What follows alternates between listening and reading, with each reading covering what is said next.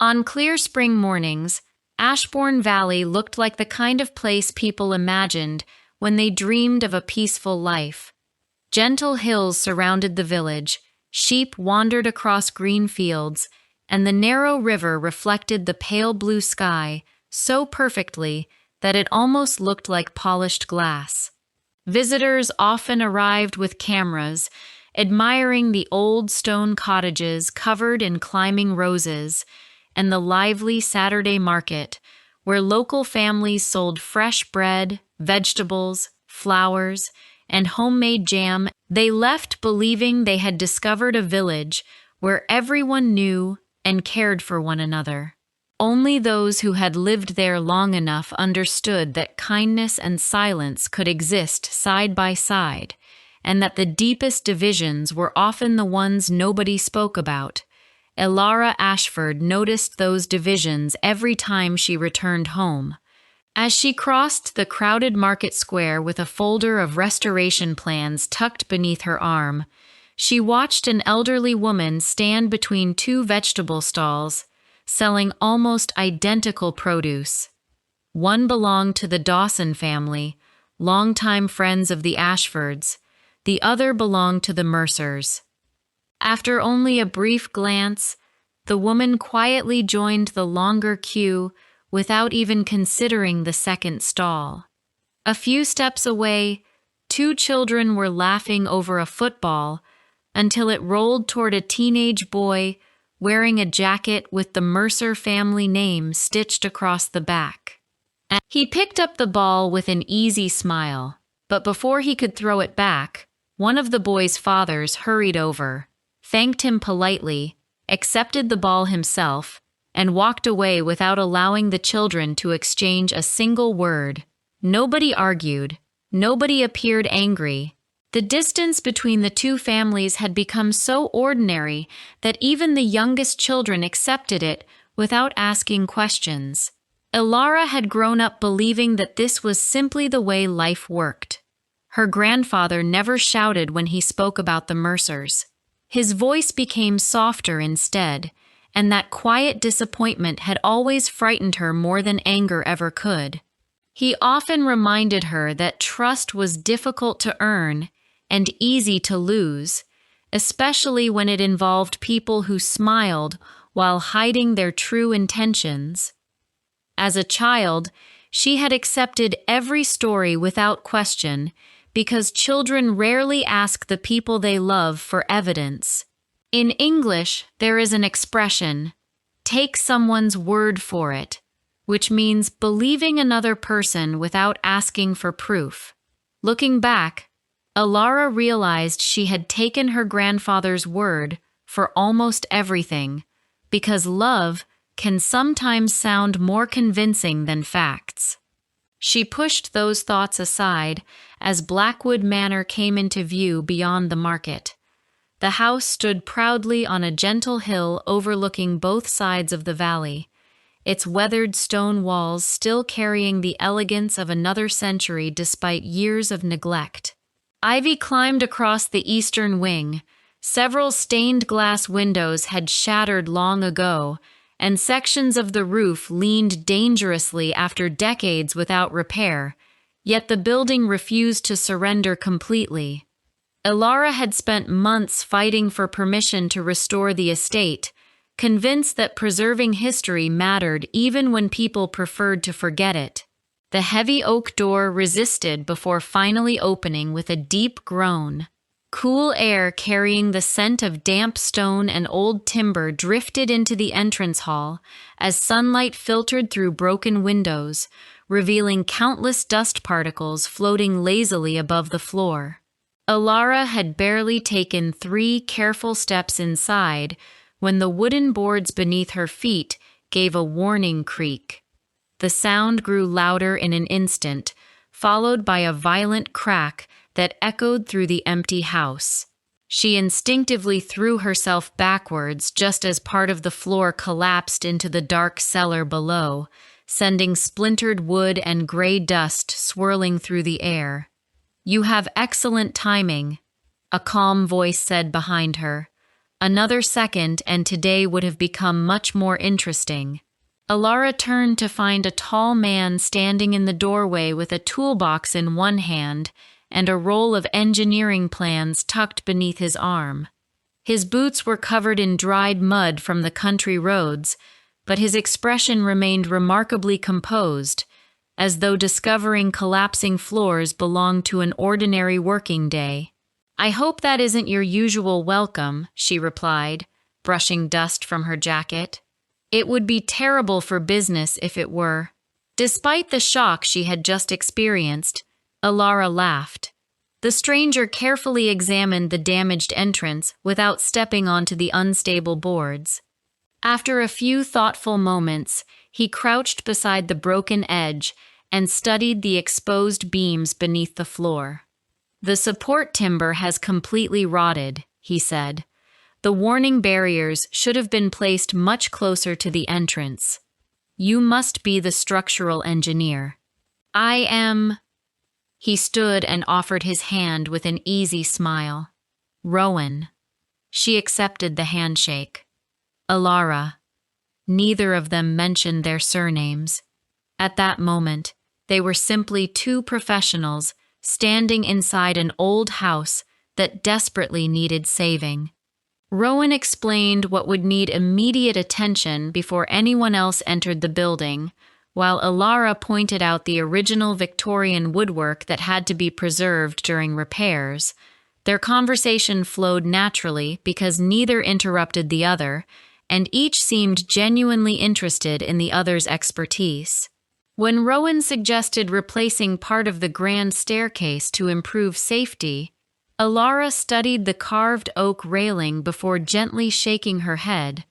"If we remove too much of the original structure, future visitors won't be looking at history anymore," she said. "They'll be looking at our imitation of it." Instead of disagreeing, Rowan rested his hand against the polished banister and considered her words. "Then our job isn't simply to rebuild the house," he replied. "It's to protect its story while making sure it survives long enough for someone else to read it." Alara looked at him with quiet surprise. Most engineers she had worked with spoke only about measurements, budgets, and deadlines. Rowan spoke as though buildings carried memories that deserved as much care as the people who had once lived inside them. By midday, the restoration crew had arrived, filling the silent manor with the sounds of hammers, ladders, and conversations that echoed through the empty halls. The peaceful atmosphere lasted only until one of the contractors checked the attendance sheet and casually asked Rowan for his full name. "Rowan Mercer," he answered. The change was almost invisible, yet impossible to miss. Several workers exchanged quick glances before returning to their tasks. A carpenter, who had been joking with Rowan only moments earlier, suddenly remembered another job outside. Someone quietly muttered, "I didn't know they were involved in this project," believing nobody else had heard.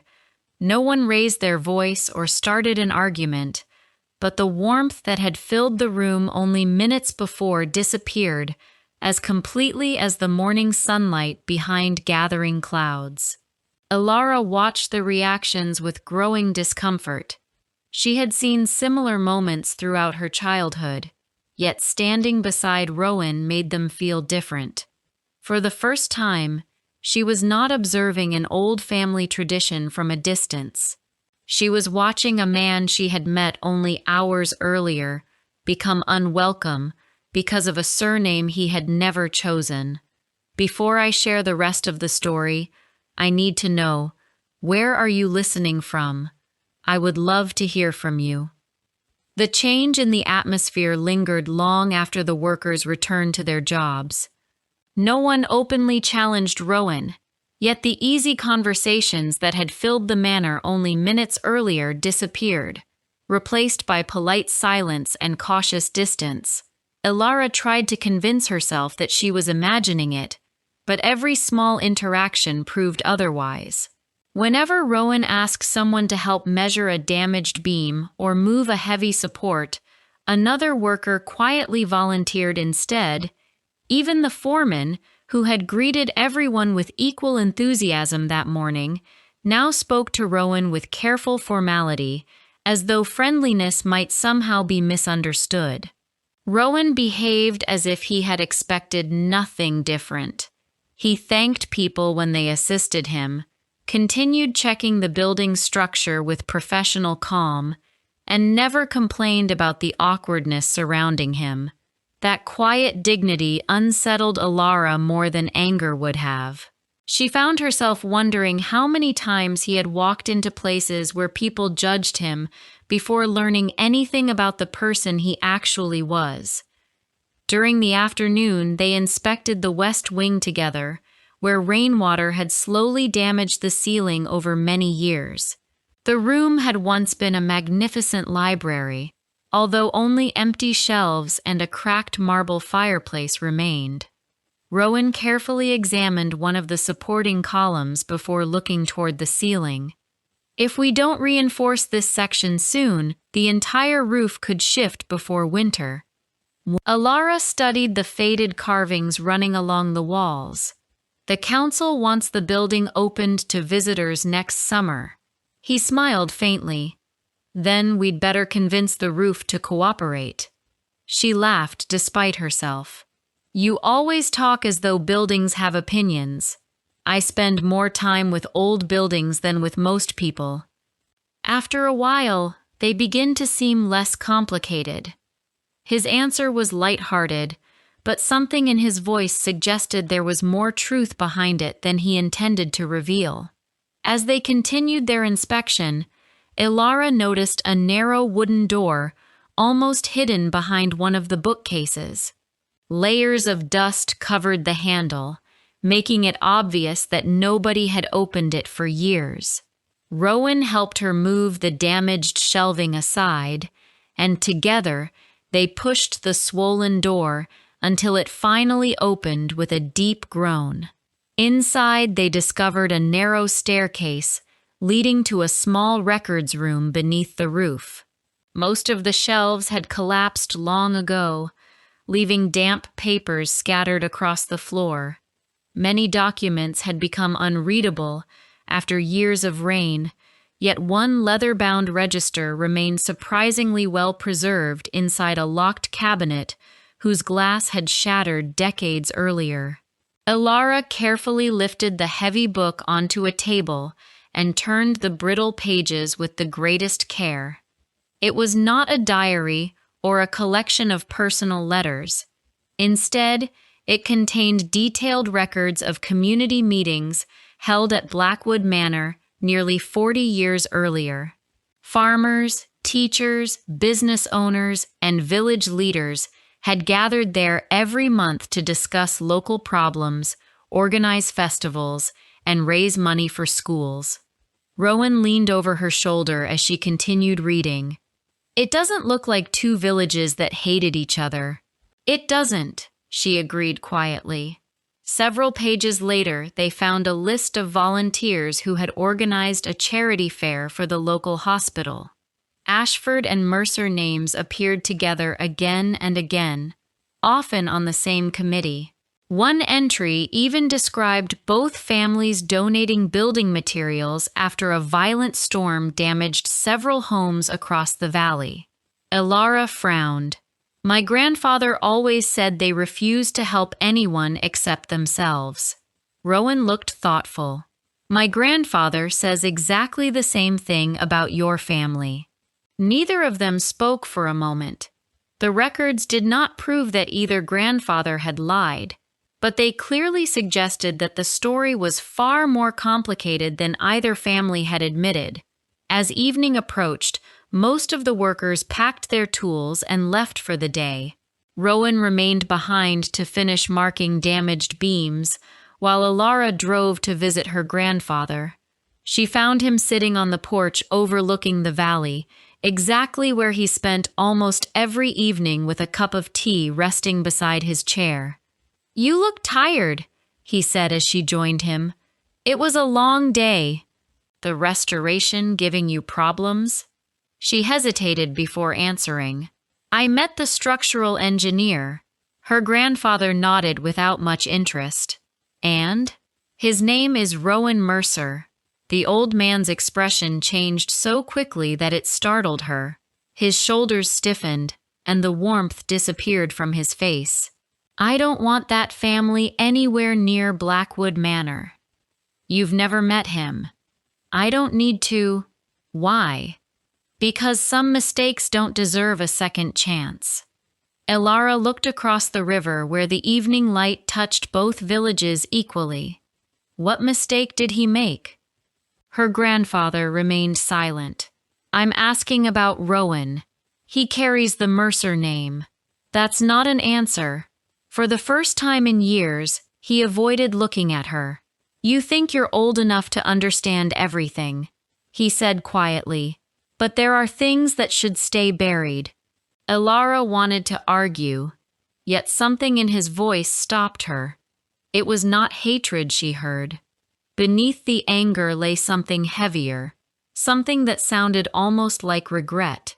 Driving home through the dark valley, she replayed the conversation again and again. The official records inside Blackwood Manor described cooperation, generosity, and friendship. The missing newspaper pages suggested someone had deliberately erased part of the story. Now her grandfather, who had always answered every question without hesitation, suddenly refused to explain the past at all. The following morning, Rowan was already working when she arrived. He looked up from the staircase and immediately noticed the thoughtful expression on her face. Did your grandfather tell you what happened? She slowly shook her head. No. What did he say? He said some things should stay buried. Rowan rested his notebook against the railing and gave a quiet smile that carried more sadness than humor. My grandfather says exactly the same words whenever I ask about your family. For a long moment, they simply stood there, surrounded by sunlight pouring through broken windows and the quiet sounds of the old manor settling around them. It occurred to Elara that perhaps the greatest mystery inside Blackwood Manor was not hidden behind its walls at all. It had been living inside two families for more than 30 years, waiting for someone brave enough to question the story they had all been raised to believe. The conversation with Rowan stayed in Elara's mind throughout the day. She had expected him to become defensive after hearing about her grandfather's reaction, yet he had accepted it with the quiet patience of someone who had faced the same situation too many times before. That troubled her more than anything else.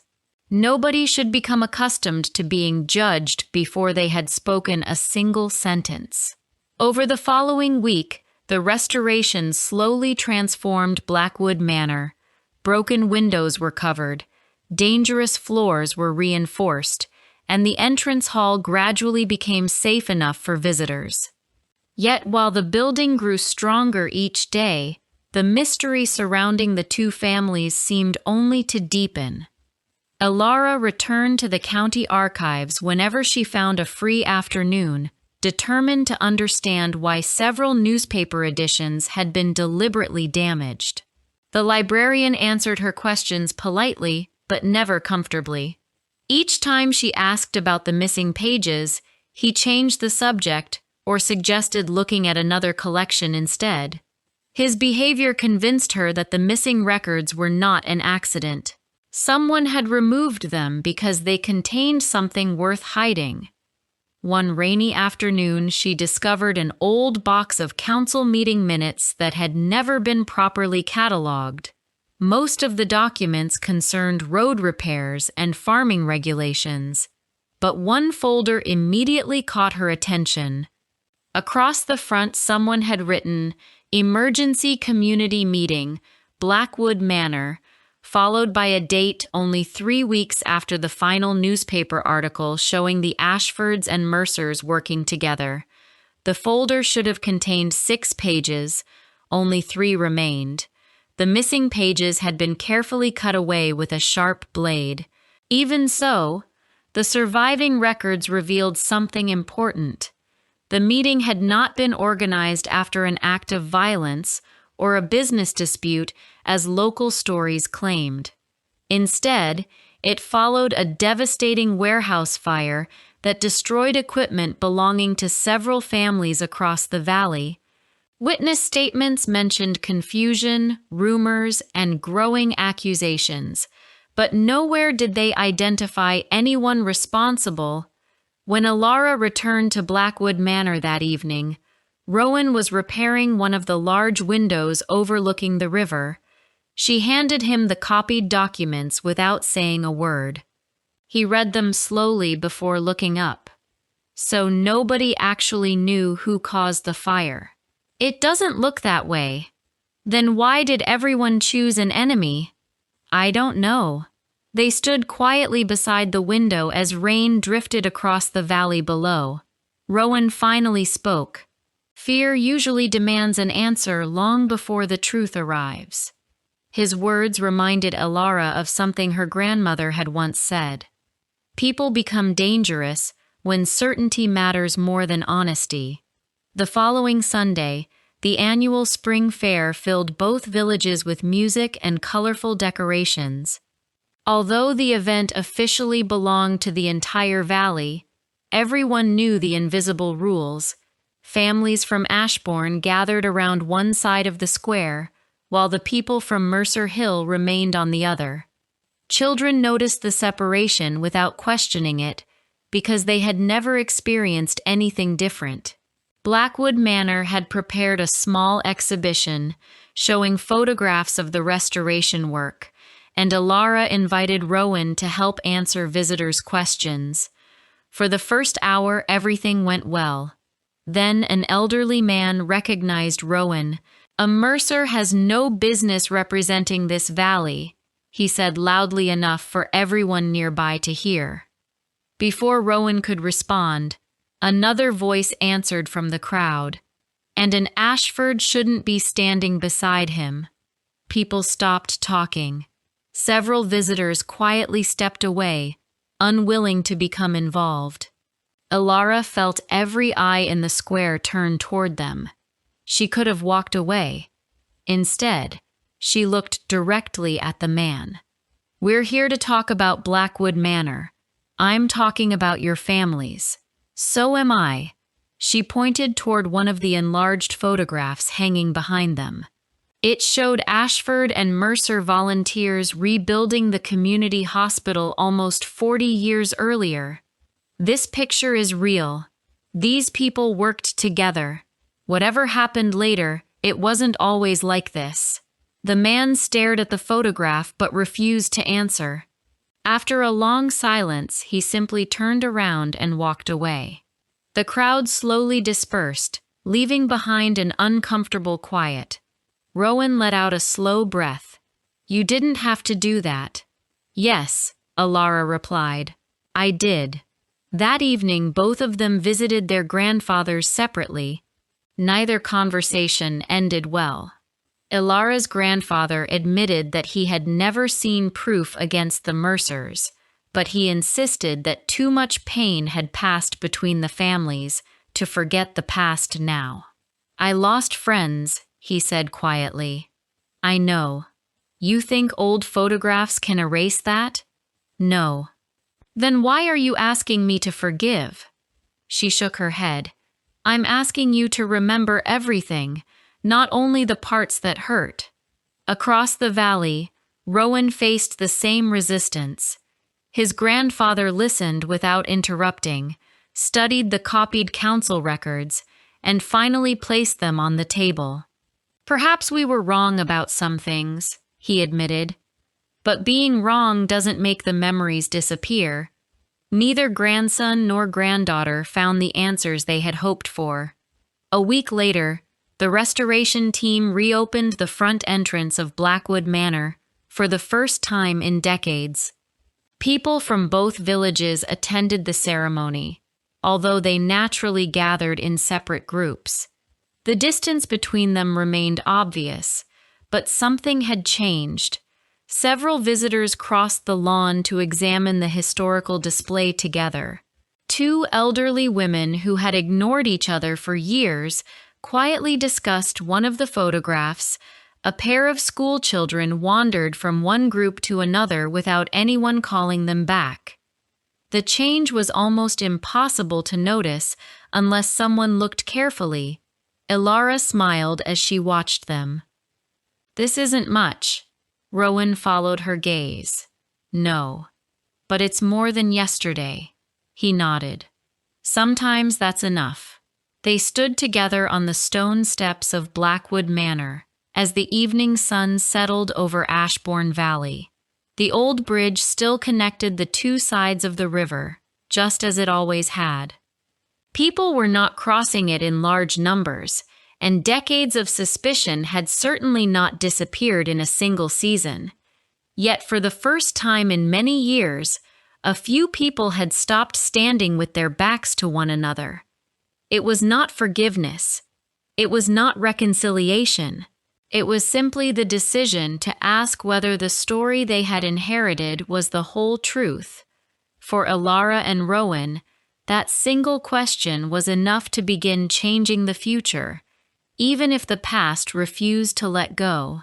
If you liked this story, please like, comment, and share. More simple and emotional stories are coming soon.